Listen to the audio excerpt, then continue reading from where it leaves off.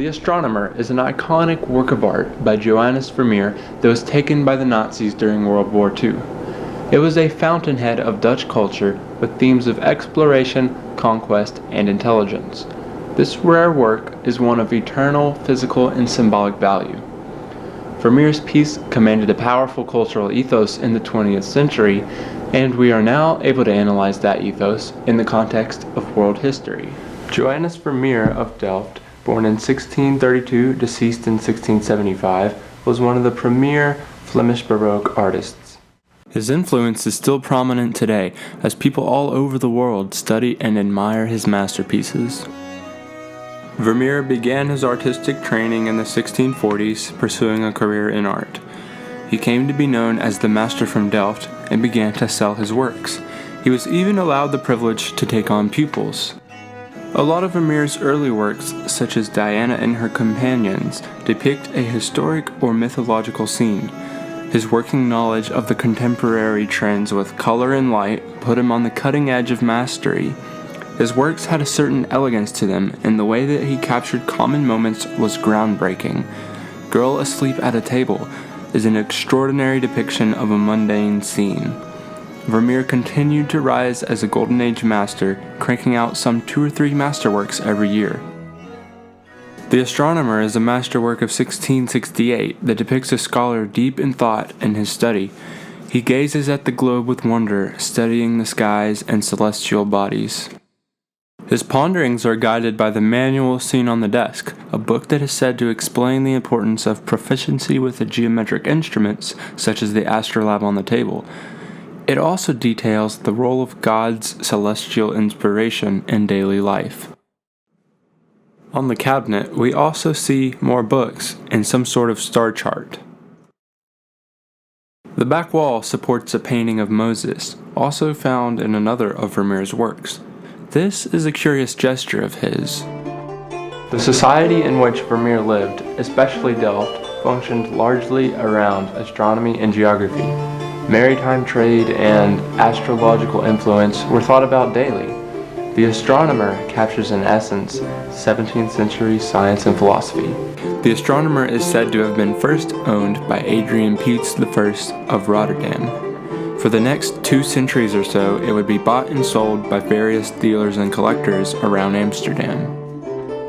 Approaching the 20th century, the piece made it to Paris, into the hands of Alphonse de Rothschild. It lived with prestige in the Rothschilds' collection for about 60 years. Art collecting was often synonymous with power and intelligence.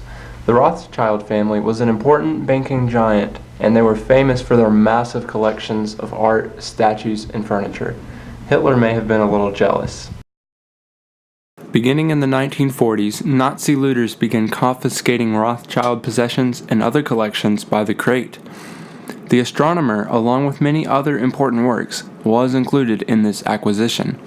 The loads of precious cultural items would soon be piled up in Germany under the direction of the Führer. The Astronomer itself, along with thousands of other treasures, would be stored haphazardly in the salt mine at Altassi, Austria. Towards the end of the war, the salt mine was eventually found and saved from Nero decree-sanctioned destruction. Vermeer's The Astronomer was an aesthetic gem of Flemish culture that represented ideals and inspired dreams of one of the world's biggest executioners. Hitler started his world conquest with the dream of upholding Germanic ideals and building the cultural capital of the world in Linz. He understood very well the control and emotional influence that administration of culture entails. He had big plans for the city, and his art museum was to be the cultural fountainhead. Vermeer was a favorite of Hitler's.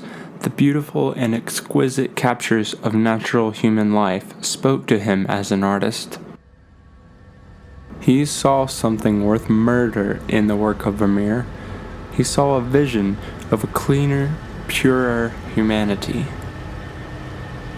Hitler was a believer in the superiority of the master race and championed the systematic cleansing of all others.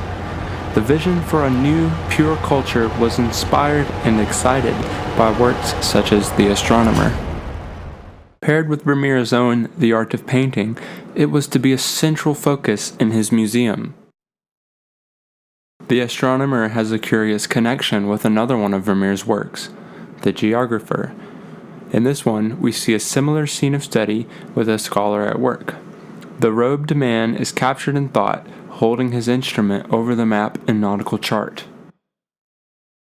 Geography and astronomy were key disciplines in the Dutch society, but if we look deeper, we can see the iconographic and symbolic importance of these works.